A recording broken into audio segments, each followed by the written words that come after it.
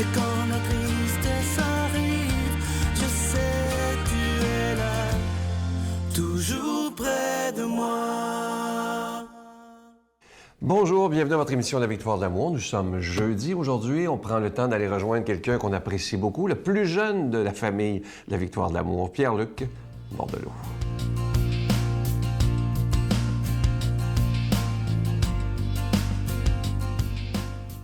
Bon matin de Dieu à vous. Je suis très heureux de vous retrouver ce matin. Toujours curieux de vous présenter ces gens qui sont des donneurs de sens. Qu'est-ce qui nous donne du sens à notre vie? Et là, je me suis arrêté sur quelque chose d'intéressant. J'ai dit, il n'y a pas juste des gens qui sont donneurs de sens, mais il y a des lieux aussi. Et là, je veux vous raconter quelque chose, parce que je pense que plusieurs personnes qui vont connecter à ça. Récemment, je suis allé faire une retraite au monastère. Et ça, je suis sûr qu'il y a plusieurs personnes qui l'ont déjà fait, des retraites ou quoi que ce soit, là, dans d'autres lieux de ressourcement. Mais j'ai fait une retraite au monastère, je vous le nomme, c'est un monastère que peut-être vous connaissez, à l'abbaye de Rougemont. Récemment, je suis allé là. J'ai pris un week-end complet pour faire le vide de moi, de me laisser remplir de Dieu. C'est vraiment ça que j'ai fait. Je ne sais pas si j'ai réussi là, totalement, on s'entend que c'est dur de décrocher, mais quand même, je l'ai fait. Et je tenais à vous en parler parce que je me disais, s'il y a quelque chose qui peut donner du sens encore dans notre vie, ce sont ces lieux privilégiés où on prend le temps de s'arrêter. Je ne sais pas ce que vous faites, vous, pour vous arrêter complètement. Est-ce que c'est... vous écoutez la musique? Est-ce que vous faites du sport? Est-ce que vous faites de la méditation, de la prière? Tout cela?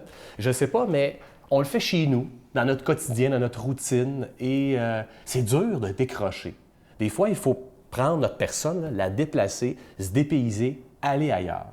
Et moi, là, en tout cas au monastère de Rougemont, là où je suis allé, ça me permet toujours de décrocher. D'abord, je n'ai pas mon cellulaire sur moi, ni mon portefeuille. J'ai seulement les clés là, de ma chambre là, pour évidemment pouvoir regagner mon endroit. Mais sinon, je me sens libre. Et je ne parle plus. Ce qui n'est pas toujours évident pour moi, parce que j'aime toujours ça parler. Je pense que vous le remarquez là, au fil des chroniques. Je trouve ça intéressant de communiquer avec les personnes, mais des fois, il faut s'arrêter. Il faut complètement s'arrêter. Il y a même un ami avec qui j'étais pour aller au monastère, c'est un travailleur. Là. Il travaille comme un fou. C'est incroyable. Il était épuisé. Il est arrivé épuisé cette fin de semaine-là. Et comme il dit, moi, ça me fait du bien. Je m'arrête, je m'habille en mou et je fais le plein de Dieu. Alors, je trouve ça vraiment génial. Peut-être que vous en avez des lieux comme ça. Hein? Je parle de l'abbaye de Rougemont. Là. Peut-être que vous pourriez m'en suggérer aussi. Je pourrais en parler.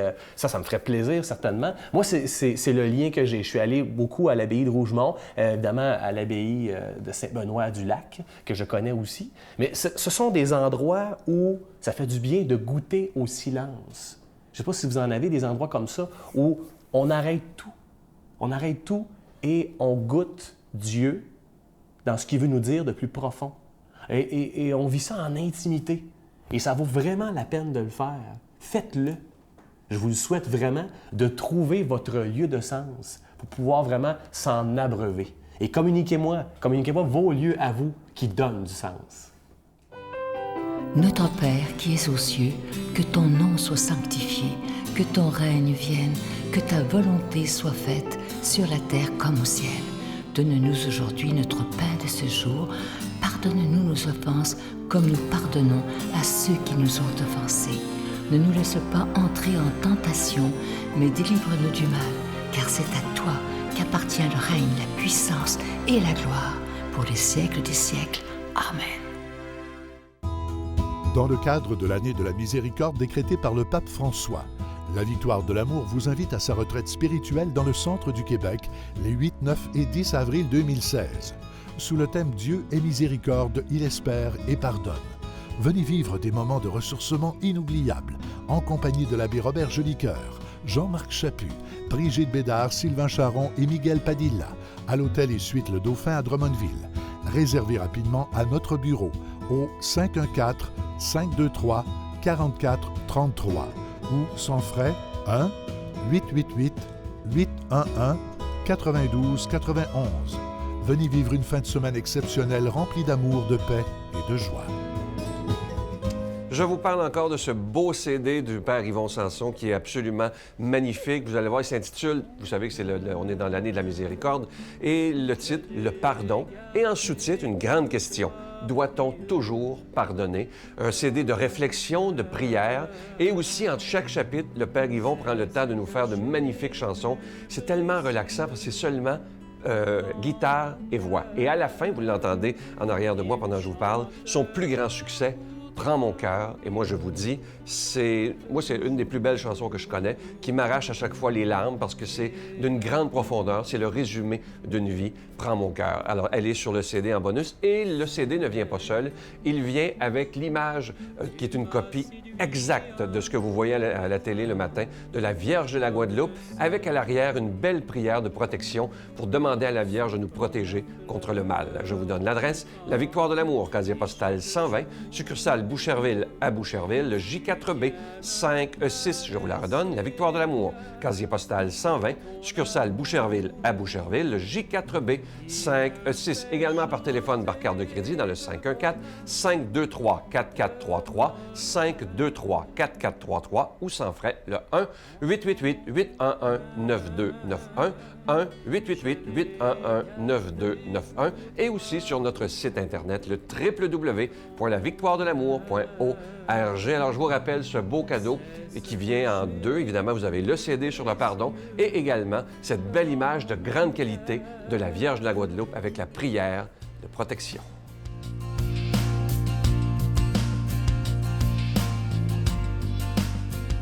Mon Dieu, donnez-moi la sérénité d'accepter les choses que je ne peux changer, le courage de changer les choses que je peux et la sagesse d'en connaître la différence.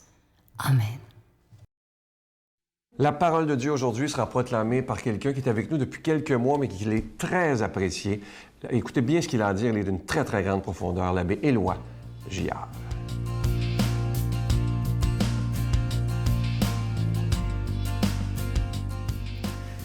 Alors bonjour chers amis, tout heureux de vous retrouver encore une fois autour de l'Évangile, parole de libération. Alors ce matin, c'est le texte de Marc que nous méditons encore ensemble.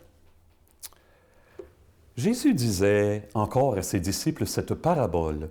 « Est-ce que la lampe vient pour être mise sous le boisseau ou sous le lit? N'est-ce pas pour être mise sur le lampadaire? Car rien n'est caché, sinon pour être manifesté. Rien n'a été gardé secret, sinon pour venir au grand jour. Si quelqu'un a des oreilles pour entendre, qu'il entende. » Il leur disait encore, « Faites attention à ce que vous entendez.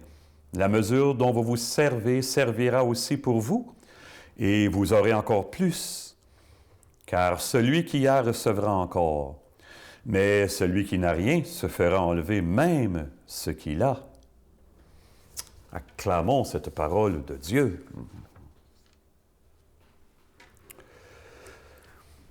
Un de mes meilleurs amis, c'est un homme que je connais depuis une bonne trentaine d'années. Il est intervenant dans un centre de désintoxication et il est très apprécié. Je l'ai connu alors que j'étais encore stagiaire en paroisse. Et il s'était passé, avant que je le rencontre, un événement comique, dramatique et en même temps comique. Figurez-vous donc, c'était à Belleuil, paroisse Saint-Mathieu de Belleuil, et il y avait devant la façade de l'église 2 immenses spots lumineux pour éclairer la façade. Et un jour, on s'en est fait voler un. Et la police l'a retrouvé, je pense, 3 semaines plus tard. Figurez-vous donc, il était allumé dans un sous-sol de maison. Il servait à faire pousser des plants de pot. Alors, le spot de l'église servait à faire pousser du pot. Alors, ce bonhomme-là, qui est devenu mon pote, était un homme qui, à l'époque, avait de graves problèmes d'alcoolisme et de toxicomanie. Je l'ai connu un soir, il était gelé. Et on est vite devenus amis. Je me sentais très humble devant la souffrance de cet homme-là et aussi devant son intelligence. C'est un bonhomme plus sensible, plus intuitif, plus intelligent que la moyenne. Je percevais en lui aussi une profondeur de détresse. Et d'avance, j'enviais comme par avance le réveil spirituel que j'anticipais sur lui. Il y a un proverbe juif qui dit « Chaque personne est le reflet de son enfance. » Le proverbe ne dit pas « est le produit de son enfance », est le reflet. je voyais bien comment j'avais été plus chanceux que lui. J'ai eu un confrère qui a été aumônier de prison pendant plusieurs années et qui m'a dit un jour, si tu voyais Éloi, fais le tour de la prison. C'est toutes des enfances ratées qu'il y a ici, complètement. Et je voyais comment lui avait besoin d'un ami à côté de lui. Puis ça en donnait mien parce que moi aussi, par sa sensibilité, il me relançait. J'avais eu une enfance plus heureuse que la sienne. Alors, on allait partager des choses. Lui allait m'apprendre des choses aussi en profondeur. Bon, alors de fait, mon ami s'en est sorti et est devenu un homme rayonnant. J'ai même eu la chance et l'honneur de lui remettre son gâteau de 10 ans de sobriété. Une soirée magnifique. Il m'a écrit des très belles choses d'ailleurs suite à ça. Quand on se voit maintenant, bien sûr, on ne parle pas de la dernière vente au centre d'achat ni de la prochaine partie de hockey du Canadien. Ça ne nous intéresse pas tellement. On se demande ensemble, qu'est-ce que la vie fait de nous maintenant? Où est-ce qu'on s'en va avec tout ça? Et avez-vous remarqué, justement, que l'Évangile dit quelque chose de bizarre? Jésus dit, « Est-ce que la lampe vient pour être placée sous le boisseau? » J'ai jamais vu une lampe venir à moi. Je ne sais pas si vous, dans votre maison, ça arrive souvent, mais moi, en tous les cas, ça ne m'est pas... J'ai pas fait cette expérience-là. Est-ce que la lampe vient pour être placée sous le boisseau? On comprend, et bien sûr, et surtout quand c'est une parole même de Jésus. Vous savez, dans l'Évangile, les paroles mêmes de Jésus, il faut s'y attacher, c'est important. Il y a toujours quelque chose dans ça, de nouveau, d'inattendu, d'inépuisable. Alors, est-ce que la lampe vient pour être placée sous le boisseau? Ça veut dire que c'est Jésus lui-même qui, par sa lumière, vient. Cet homme-là, mon ami, est une lampe pour moi maintenant. Il a une spiritualité profonde et c'est quelqu'un que je trouve particulièrement vivant. Pourquoi? Parce qu'il a le cœur ouvert. Sa souffrance l'a obligé à ouvrir son cœur, sans savoir, quand j'étais un petit peu, je dirais peut-être pas jaloux, mais que j'enviais par avance le cheminement qu'il ferait, je voyais la profondeur de sa souffrance et comment ça le forcerait à ouvrir son cœur et comment il deviendrait un homme libre. Eh bien, l'Évangile dit ce matin, quand on se présente devant Dieu, celui qui a recevra encore, celui qui n'a pas se fera enlever même ce qu'il a. C'est bien sûr que là, on se place dans l'ordre du royaume. Quand on a, Dieu veut nous combler encore plus. Et quand on n'a pas, ce qui empêche l'amour d'être présent, Dieu, évidemment, s'arrange pour nous faire, je ne dirais pas que s'arrange, mais la souffrance s'arrange pour nous obliger à ouvrir notre cœur à Dieu et à lui faire plus de place pour que les gens soient questionnés par qui on est. J'ai un ancien évêque qui est un bienheureux dans mon diocèse, Monseigneur Moreau. Les gens disaient, on ne pouvait pas l'approcher sans se sentir appelé à devenir meilleur, que ce soit ce qui se passe pour nous aujourd'hui dans la bénédiction du Père, du Fils et du Saint-Esprit. Amen. Je vous salue Marie, pleine de grâce. Le Seigneur est avec vous. Vous êtes bénie entre toutes les femmes, et Jésus, le fruit de vos entrailles, est béni. Sainte Marie, Mère de Dieu, priez pour nous pauvres pécheurs, maintenant et à l'heure de notre mort. Amen. Je vous invite à réserver rapidement pour la prochaine retraite de la Victoire de l'Amour. Vous savez que c'est toujours complet, c'est toujours à Drummondville, les 8, 9 et 10 avril prochains. Et ce sera aussi une façon de célébrer le retour de notre ami l'abbé Robert Jolicoeur. Jean-Marc Chaput sera là, Brigitte Bédard, Miguel chantera pour nous, je serai là également. Et c'est dans le cadre de l'année de la miséricorde demandée par le pape Jean-Paul II. Alors je sais qu'on aura des beaux moments, c'est toujours tellement agréable de vous rencontrer. Alors réservez rapidement, vous voyez les numéros de téléphone au bas de l'écran et je vous souhaite la plus belle des journées aujourd'hui et j'ai déjà hâte de vous retrouver demain. Bye. Mon père était suicidaire. Puis il disait souvent qu'il voulait se suicider, qu'il était tanné de la vie.